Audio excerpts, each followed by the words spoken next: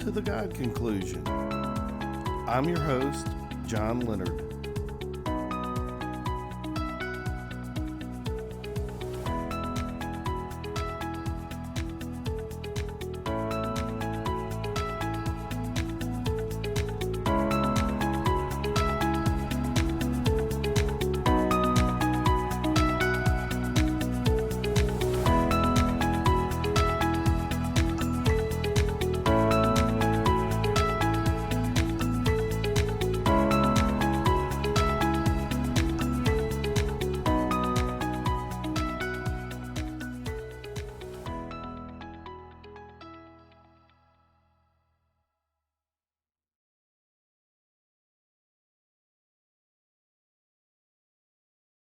Welcome, listeners, to the God Conclusion.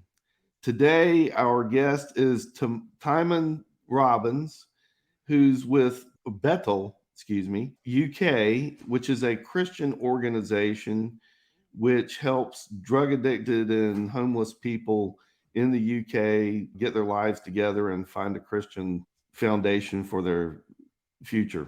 I'd like to speak with you about your personal experience and your connection with Betel, but I'd like to start with a Bible verse that, where is it?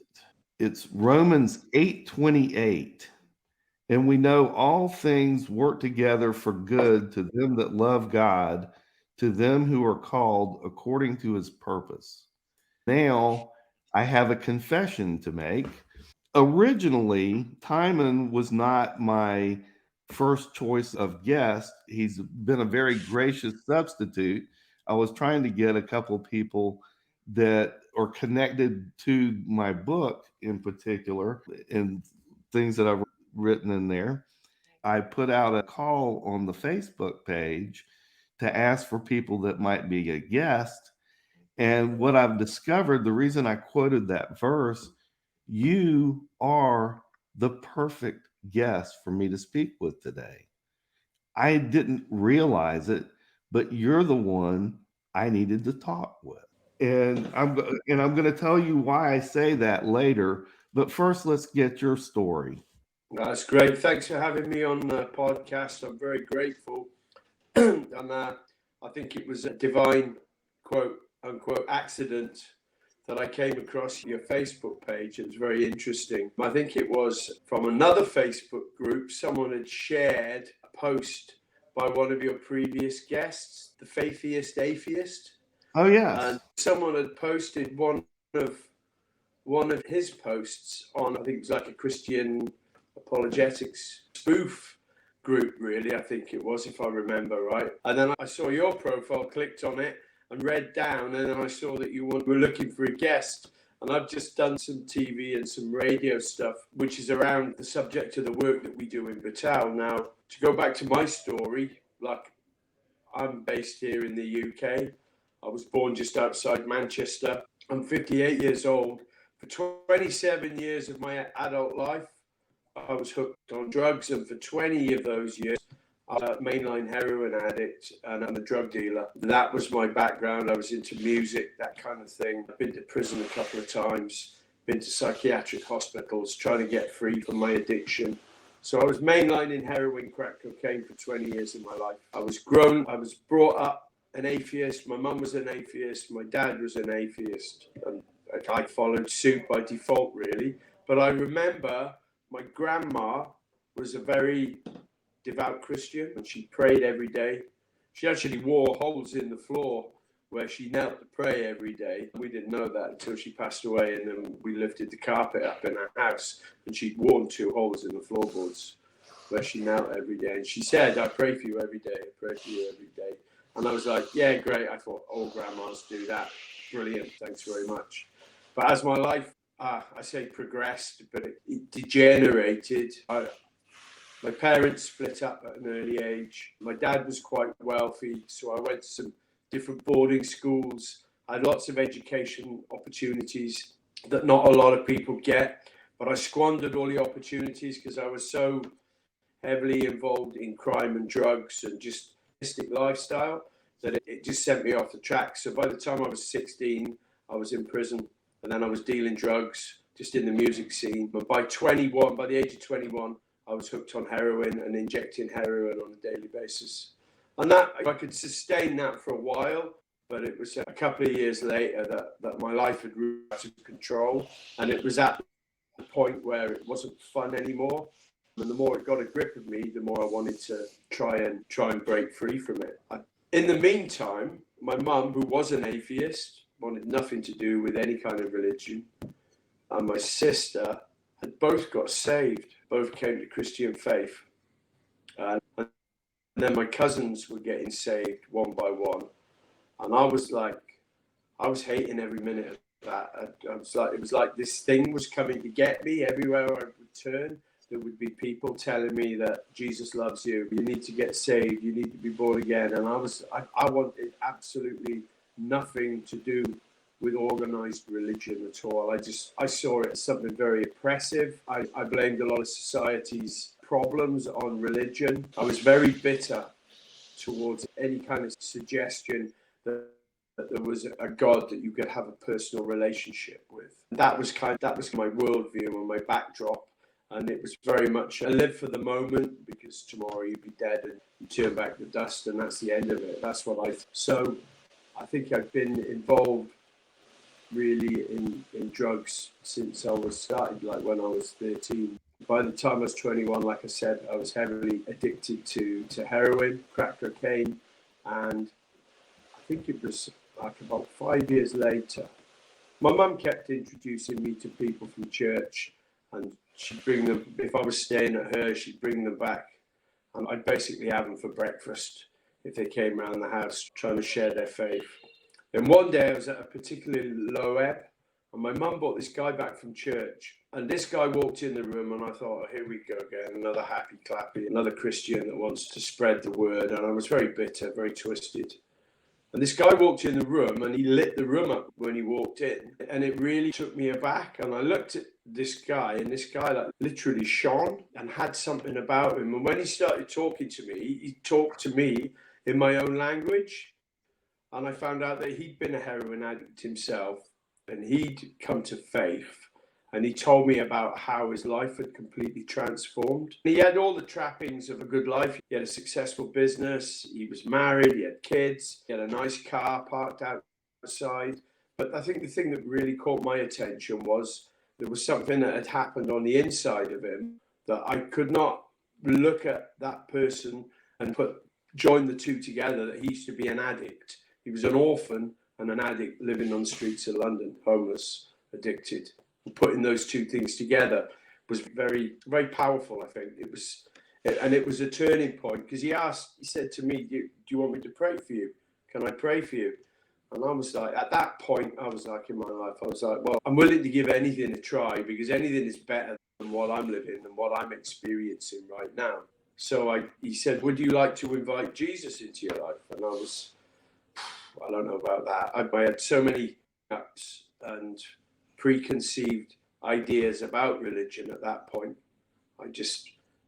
Hey, I'll give it a shot. If all I'm doing is bouncing words off the ceiling, then nothing ventured, nothing gained. So I said what is known in the trade, if you like, as the salvation prayer. I said, I want to believe that you, Jesus, you are the Son of God, and that you died for me. I'm sorry for the way I've lived my life and the people that I've hurt. And at that point, I was sorry for the damage I'd caused, the misery I'd caused my family, in and out of prison, psychiatric hospitals, just the money, the destruction. I was ready. If God was real, I was ready to invite him into my life, because I was at the end of myself. But that wasn't the real point of transformation for me, because that was the start of a long, protracted battle between my unbelief and my objections to organized religion and church. And I was a very damaged person. My dad had rejected me, so I had a lot of animosity towards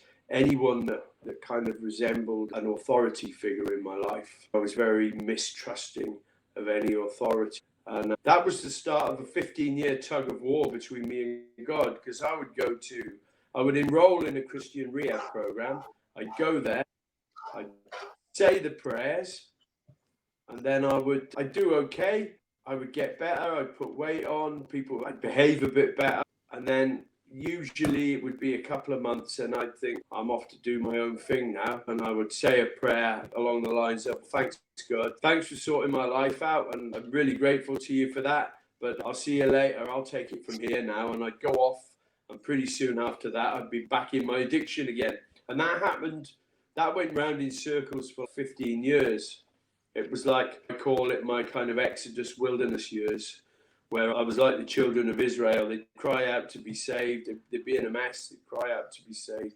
God would rescue them, deliver them, and be grateful to start with, but then they'd get complacent and then fall away, and then they'd be back in the cycle again. And that was very much my experience. And as I was like getting to know the Bible, reading the Bible, I really saw the kind of the life application, especially in the book of Exodus and through the history of Israel, how that was unfolding in my life. And then it was about 15 years later, I received an inheritance. My dad had passed away, so I got £30,000, which is about, I don't know, about $40,000. And I spent it in 6 weeks. And I found my friend dead in my flat. And out of 5 of us that were hanging about together, the other 4 were dead within the space of 8 weeks. So there was just me alive. I found my friend dead in my flat. He came from quite a heavy family, and they were all looking for me, wanting to kill me. I got pulled in by the police. I got blamed for his death. I managed to get out of that, and I picked up the phone. I'd been to just about every Christian rehab program in Britain by that point, over that period of 15 years. And then the only place that left really that was available for me to go to was Betel. And I went to my local church, and they rolled their eyes as soon as they saw me, because they'd been on this journey with me for a long time. They didn't trust me at all. And the pastor phoned up Betel, and I was in there the next day, and that was the start of it, where I think I was so broken by that point. I weighed less than half of what I weigh now. I'd blown my inheritance. My mum didn't want to know me. I had no friends left. It was just death and destruction around me.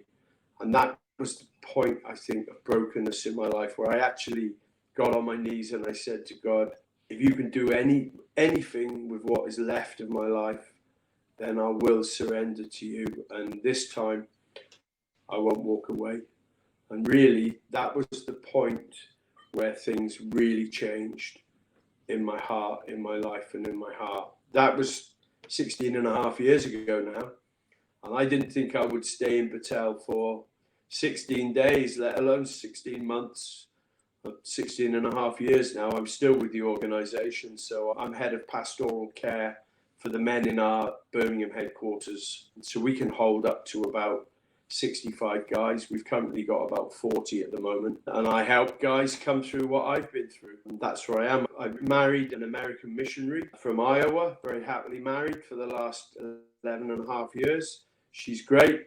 And last year, which was an absolute miracle, because I got so many drug dealing, trafficking charges on my record, I was permanently ineligible to come to the US. I tried once, and I declared all of my past offences, and I got refused a visa waiver by the immigration at the US Embassy.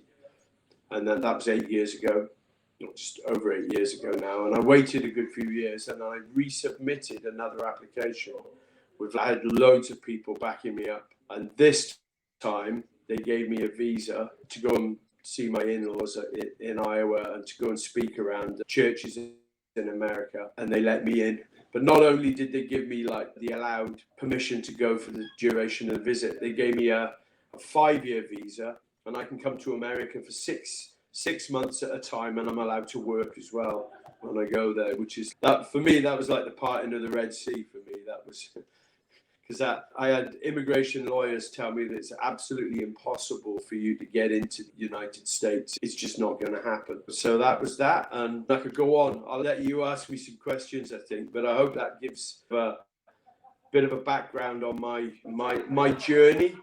My journey into faith, from extreme skepticism to I have a very strong and vibrant faith, and it makes a huge difference in my life and how I see the world and how I view things like relationships and that kind of thing. Thank you so much for sharing that very powerful story with us. And I see just an amazing number of parallels between your story and my story. I wasn't a heroin addict, but I had problems with drugs. And I had a period in my life where I had turned away from God and didn't believe. And there are a number of parallels between what you shared and my own life story. And but what I wanted to talk about, besides your amazing personal story, oh, but before I get off on this other tangent, you're not just involved with Battelle, you're in charge of public relations and fundraising, or you're heavily involved in this organization. Is that Yeah, that's right. Yeah, I came to Betel in a mess, and I didn't think I'd last that long here. But I stayed, and it's an amazing organization. And since coming here, I've seen that the first thing I saw was the way that people looked after each other and the people cared for each other unconditionally. And I hadn't seen much of that in my life. I'd seen pockets of it here and there, and usually it had been through people of faith, people particularly of the Christian faith.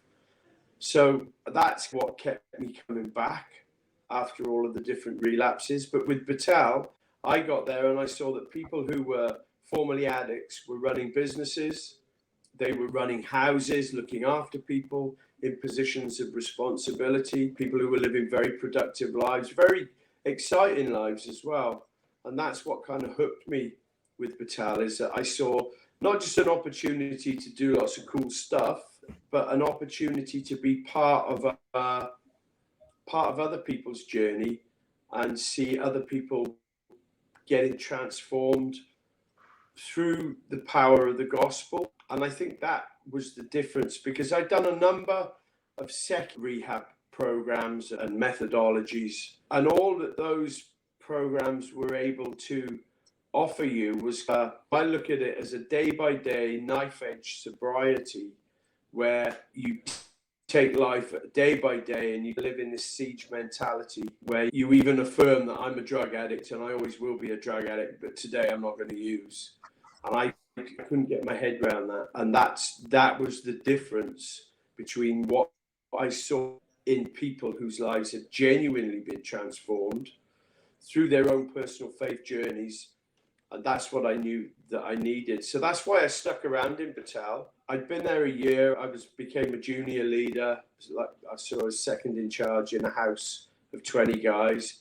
And then I took on a landscape gardening business, which is how Battelle pays its bills, is by using charitable businesses to provide the revenue to run the centres.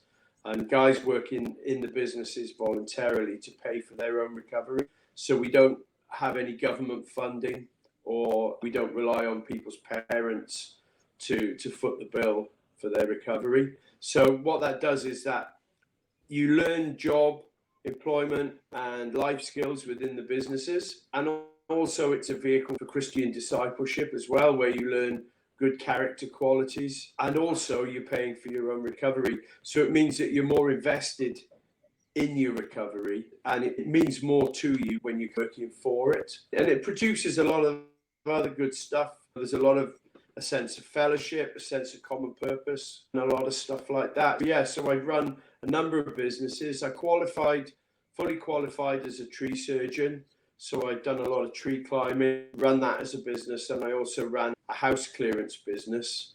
And I've also been a leader, like a pastoral leader as well. But now I run all of the houses, men's houses in Birmingham, and I do a lot of PR work and some fundraising.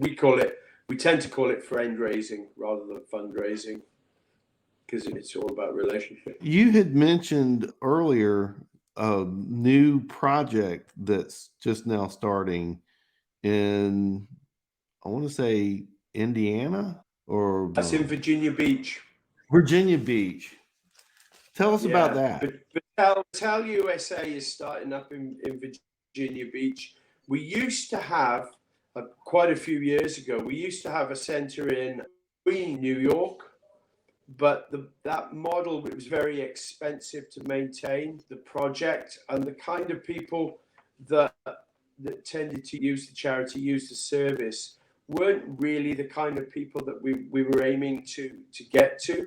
But this new project in Virginia Beach is a brand new venture, and it'll be opening as a residence pretty soon in the future. We've got a team over there that are backed by a network of local churches that are currently looking at properties to open as a men's Christian recovery program down there in Virginia Beach.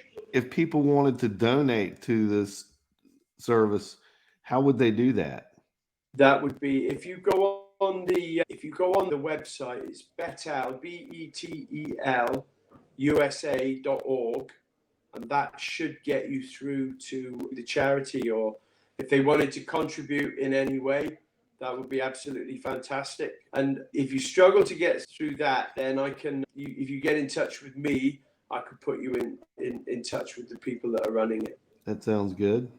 You have mentioned that your father, your relationship with your father contributed, or I don't want to put words in your mouth, but I feel like you were saying that your relationship with your father contributed to the problems that you were having early in life with the drug use and that sort of thing. Is that a fair statement? That's right. Yeah, that's right. My dad was quite wealthy. He owned a factory and he employed quite a lot of people. But him and my mum lived they lived a party lifestyle. He had the money to do that. There were always lots of people around the house. And when my dad lost his business, I think he'd made some poor choices and he lost his business. My mum and dad's marriage didn't survive the loss of the business. And we went from having quite a lot of money to having no money at all. So it put a huge strain on their marriage and it didn't survive. And when my dad remarried, it was very difficult for him. I think his new wife made it very difficult for him to have anything to do with me because I was already off the rails by then. So he invested everything he had in my sister, who went on to become a barrister, a lawyer. So I felt a double dose of rejection, really. And I like to think at the time that it didn't hurt me and I didn't care, but it really did hurt me. And the wounds I carried from that played themselves out into my life and affected all levels of relationship and function in life. I see the parallels. This isn't something that I talk about, but when I was born, my father abandoned me when I was a year old, and I could not pick him out of a police lineup if my life depended on it. I never saw the guy. I never had a relationship with the guy after a year old. And I feel like that contributed to some of the problems that I had. It was the lack of a stable family structure, but I'm not looking for excuses for my bad behavior, more looking for the explanation for it. And you also mentioned coming to Christ, and I laugh about it now and I joke. I say, when I didn't believe in God and I was a materialist person strictly, I remembered these two verses from the Bible that I'd memorized in confirmation class. They're Matthew 7:7 and Revelation 3:20. And the common denominator between those verses was if you open the door to your heart, Christ will come in. And the joke I like to tell now is you have to be careful what you ask for because you just might get it. And when that happened, I changed, but the change that began, like in your life, it took years for me to grow into becoming a writer and that sort of thing. It wasn't an instantaneous evolution. But now I want to segue into when I started, invited you on the show, and I had that moment of panic of, okay, now what are we going to be talking about? So I searched you on social media, on search engines, and I did some research and found some sermons that you gave at Anchor Point Church, which appears to be connected with Betel. And there was one sermon that you gave in particular that I really wanted to discuss with you today. And it's why I'm so excited to have this opportunity for us to speak. It was a sermon that you gave on Jephthah. You remember that? Yeah, I do. Yeah, it was quite a few years ago. It was a few years ago, but I'll refresh your memory. I've got some notes that I took. But I have to say that I am fascinated. You are the only person I have ever heard deliver a message on the story of Jephthah. And Jephthah is probably the most disturbing story for me in all of the Bible. And you did a beautiful job of unpacking it. And you even alluded to my other very problematic story from the Bible, which is Abraham and Isaac. When I was a young Christian, I wouldn't even call myself a Christian. When I was a young person and being indoctrinated into Christianity through my family, which was my upbringing. My mother was very religious and took me to church every Sunday, and I hated it. And at that time, there were stories in the Bible that I loved, the stories of Jesus and the prodigal son and all of the beautiful messages from Jesus.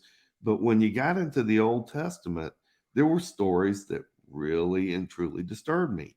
Abraham and Isaac is one of those stories, and Jephthah is the other. And when I never knew how to read those stories for the longest time, so I skipped them.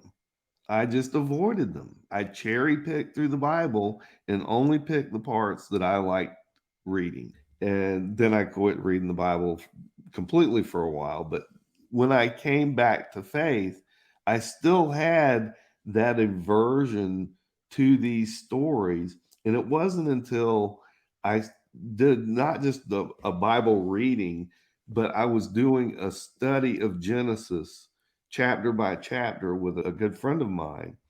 And suddenly the light bulb went off when it came to Genesis 22 with Abraham and Isaac. Because if you read Genesis 21, and I don't believe that the Bible wastes words, if you read the second half of Genesis 21, there's a story about Abimelech and Abraham negotiating a treaty that involves a well in the desert.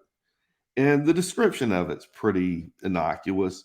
And it goes into details about how Abraham claimed ownership of this well and insisted that he and his people had dug the well, but Abimelech's men had taken control of the well, and Abraham wanted ownership declared and gave Abimelech some token offering of 7 lambs or something like that as payment for the well. Totally boring and innocuous story. And then the very next chapter, you get into this horrific tale of Abraham being ordered by God who abhors human sacrifice. We know that from the Bible.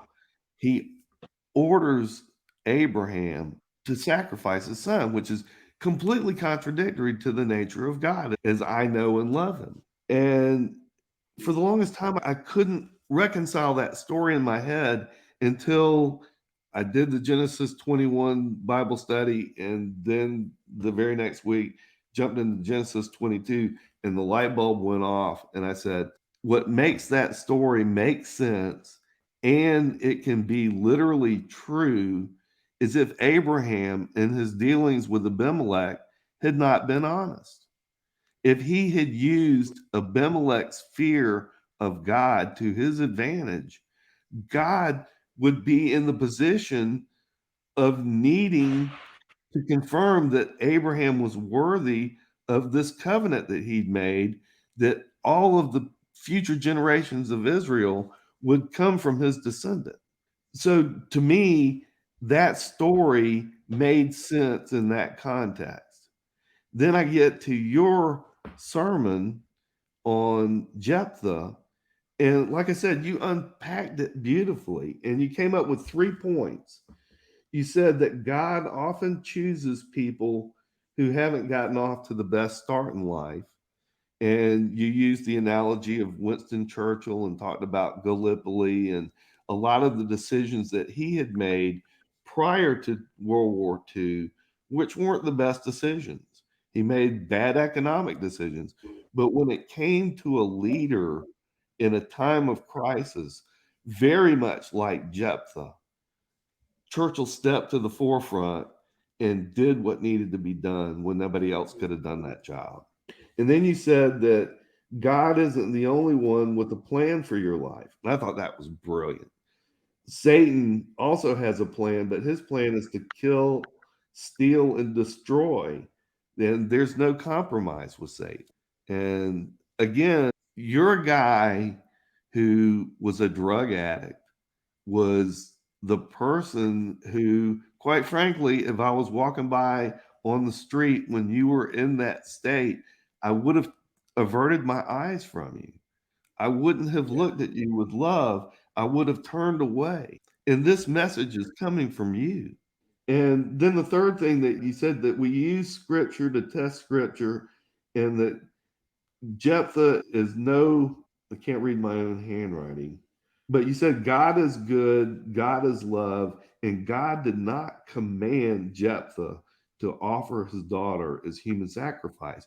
And that's a very important point to make, because even if you literally read the story that Jephthah carried through with the commitment, the oath of offering his daughter as a burnt offering sacrifice, if you take it to that literal extreme, which we know is contradicted by the God in Deuteronomy and the other verses that you mentioned in the Bible, that it would be anathema for the same God that we worship to order or even allow Jephthah to make the sacrifice under these circumstances. And you ended it just beautifully. You said God has only asked for one human sacrifice, and that was his only son. And I've been to a lot of messages, seen a lot of preachers. I've heard Billy Graham. That message hit me in the gut harder than anything that I've ever heard.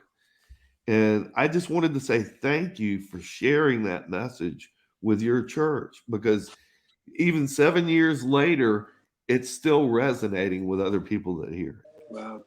That's very encouraging to hear. I like to challenge myself to find scriptures, find parts of the Bible that are a bit off the beaten track, because I think that's where you find some of the treasure. I think what part of that message was, at that point, wife and I, we got married. Got married late in life, 45, around about 45 years old, right on the edge of being able to have children, and we got pregnant, and sadly we lost the pregnancy. Oh, It I'm was sorry. a very difficult time. Yeah, it was tough. And then we went on the adoption process in the UK, and it's very rigorous. There are no Christian adoption agencies in Britain anymore, because of the things because of current politics, without going into it, those kind of agendas, and the way that the adoption process is set up is quite anti-Christian, a Christian worldview. So all of the Christian adoption agencies in Britain had to shut down, because none of them were willing to give, for instance, to give children to same-sex couples, because it's contrary to a biblical worldview. So they all shut. So the only real adoption agencies you can go to in Britain for ordinary people, if you're not wealthy, is the state adoption agencies. So it was we were living in Betel in a Christian community, living and working in a Christian community. So they were very suspicious of us. But the more they looked at us, the better it got, because what we did made more sense to them. They thought we were this weird cult to start with. But the more they investigated us and looked at us and how we lived and what kind of a home we would have been able to provide children, they were getting more and more happy, and we were progressing through the process, which was quite painful and intrusive. And then we got pregnant again. So we had to come off the adoption process, because in this country, you're not allowed to adopt children if you're pregnant with your own children. We came off the adoption process, and then we lost the pregnancy again. So it was a very difficult time. We're trying to keep this in line with what really drove that message and what birthed that sermon. And what that was, we think we know what we're going to promise God in a certain time, but we don't know what's around the corner. And I think I can say that I think I learned more about the goodness of God in the real deep valley of human experience, of loss and of grief and of all of those things. Really, we like to have a triumphant message. We like to have the blow the trumpet and talk about the victories and how God is going to prosper you and he's going to do all this amazing stuff and he's going to make your life better. But when the storms of life hit, I think that is when you really get down into the trenches and you wrestle with God. And I think it's in those places where you really discover the goodness of God. Because one of the things that came out of that was I got to the end of that process, a miscarriage, failed adoption, and then another miscarriage. And it was particularly tough on my wife. And it was only after we started to heal from that and getting out the other side of it, I look back and I realized, for the first time, I realized that not once in all that trauma and pain did I ever think to myself, oh, sack this, I'm going to go back and use, or I'm going to go and have a drink, or I'm going to go and do this or that, or I'm going to stick the finger up to God, I've had enough. We thought he was going to come through for me and he didn't. And it was in that place that I realized that I had truly been set free and transformed from my old way of thinking, my old way of seeing life and the world and human existence had radically changed. And that is something that I think there's no other belief system that I know of anyway that really can get to grips with the condition of the human heart and transform someone from someone who is self-absorbed, selfish, hedonistic, wants everything their own way on their terms, to someone who can go through something like that without it destroying them and come out the other side without being embittered, without hating God, or without believing, oh, you let me down on that. I believe that my wife and I, we've got 2 kids that we've never met who are with the Lord, who are with Jesus, and we'll get to meet them one day in eternity. And I got to know God in a deep way through that experience as well, which goes back to the Jephthah sermon, really. It's not until we really get to those places that that's where our faith is forged, I think. I agree. I'm speechless. You've shared so much good information and it's been so real. That's a common plaint of atheists is, why isn't heaven on earth? But the Bible tells us that the rain falls on the just and the unjust. This isn't promised to be paradise. We may not understand the purpose of this life, but that doesn't mean there isn't a purpose. God has put us here for a reason. God brought us together to have this conversation for a reason. I believe that. Yeah, definitely. I believe that as well. It was a divine accident that I came across your Facebook page and then your book, and I'm looking forward to reading it. Also, this podcast. It's quite fascinating, really. I have learned in life not to pass coincidences by too quickly, because I think if you allow yourself to linger at them, you'd be surprised where God would take you and what he will open up to you, especially in terms of relationships as well. I agree. It's been amazing and it's been a pleasure. Thank you, Timon, for your time today. To counter Dawkins's God delusion. Yes, I call it the God conclusion. The idea of it is I went through Dawkins chapter by chapter and responded to what I felt like were his most persuasive arguments.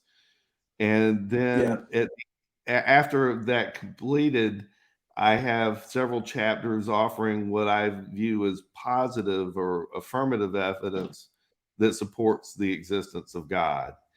And I tried to make it about the scientific evidence. So I only refer to religion in the book as I'm directly responding to Dawkins and his criticisms of Christianity in particular, but I don't try to proselytize for Christianity. Right. I'm trying to appeal to the atheist who has turned his back or never heard the gospel story, and I'm trying to take that first step in the right direction of getting them to open their mind to the possibility of God. And then I explained that my God is the Christian God. And of course, I encourage them to pursue this God, but I don't beat them over the head with the Bible to deliver the message in my book. But I talk about God a lot on the Facebook page and talk about Christianity. But without further ado, there's about 17,000 followers on the Facebook page. So it grew to a level and then it's plateaued for the last several months. I haven't been doing more advertising to promote the Facebook page. I've been kind of trying to get all these other things resolved. I'm trying to write a novel that is a complementary effort in a sense. There's the God conclusion, which is nonfiction, and it's responding to Dawkins. In the novel I'm writing, it's called Atheist Prayer. And the protagonist is a private detective who's hired to protect this guy, keep him alive as like a bodyguard figure. But the other main character is a very Richard Dawkins-like intellectual, wrote a book that's going to be a certified bestseller, and he's trying to promote the book while he's gotten some death threats because he's in the Deep South. And so I think it's going to be a good marriage between the nonfiction message and then a subtle delivery of that same message in the novel. So I'm pretty excited about that. But then I've been working like crazy on this podcast as well. That sounds really exciting. Have you ever heard of a guy called Amir Safati, he has a ministry called Behold Israel? I think he's good friends with, have you heard of Jack Hibbs out in California? I think it's Calvary Chapel. I know Calvary Chapel, and the Sarfati name, I know of Jonathan Sarfati, but not Amir. Amir is a very interesting character. He's an ex-Israeli Defense Force commander or lieutenant commander, and he's a Messianic Jew, and he deals in mainly eschatology, but also current events, world events in the light of that. And his stuff is very interesting. And he's just written 2 fiction books about a Mossad operative who is slowly going through the salvation process. But he's also, the backdrop is current events in the Middle East and the world. And they recruit, it's a fiction, they recruit this South African lady who is a rogue computer hacker who manages to hack into the Mossad systems. So they track her down and they recruit her. And her brother is a heroin addict, and he gets saved, and his life gets turned around, and he's evangelizing her, and she gets saved, and she's evangelizing him. So it's like spy thriller, modern spy thriller, current events spy thriller stuff. But there's a gospel message in there. It's very well done, and he's got 2 books of an ongoing series that he's written. So that's interesting. Personally, I've read the main person I read is Lennox, John Lennox. Oh yes, I'm a big fan. Yeah, so he's my main man really. I listen to him a lot. But then I've watched a lot of the debates, Hitchens, William Lane Craig, and so I'm quite well versed in the current debate. and really the stalemate that they inevitably get to, because no one really, in those debates, no one really changes their mind, do they? No, they're too invested in their existing worldview. Yeah. I think I tell you who I like, it's not Christian, but it's David Belinsky. Oh, yes. I'm a big fan. Very interesting character. And I listen to him because he's very, yeah. And so I've listened to a lot of his stuff. And I think a lot of the points he makes very interesting, because he's not a Christian, but he recognizes that academia is basically owned by he calls them the academia mafia, and it's the materialistic evolution worldview people, and how they're never going to let it go because, like you say, they're too invested in it. There's too much of a monopoly on academic science. Yeah. So I've done a lot of reading and listening. My mind's just gone blank. I'm thinking of Sam Harris. That's right. And I listened to Sam Harris, and I liked the dialogue he had going with Jordan Peterson, who some people jokingly refer to as an honorary Christian, because he espouses a worldview that includes God, but I don't think he's quite got there in terms of Christianity yet. It's hard to pigeonhole him. Yeah, his own personal faith. He's never actually come out, and to my mind anyways, I've never heard him actually come out and say something that really convinces me that actually the lights have gone on. He's around, he's on the periphery, he's there, but he's there intellectually rather than from a real heartfelt personal faith, I think, whether he is actually born again or not. Thanks for having me on the podcast. And just to reiterate, if anyone is listening out there who has the kind of problems, addiction problems, or has a family member or a loved one or a friend, if you look up Betel, that's Betel, Betel, which is the Spanish spelling for Bethel, House of God, they are going to be putting together an amazing program for recovery. You're fat, boy. Talking to my Great Pyrenees. What breed is he? Great Pyrenees. Is it Pyrenees Mountain Dog? Yeah, he's a moose. Because my wife and I, we want to get a Bernese Mountain Dog or an English Mastiff. Those aren't small dogs either. No. Results. Hang on a sec. Tell you a sec. Aria, shh. Yeah. So if anyone is listening and they've got problems with addiction and you want help, there's our organization, Betel USA. That's BETELUSA.org. You can find them online, and they're going to be opening soon. And honestly, it really is an effective, premier, very good, very well-run program.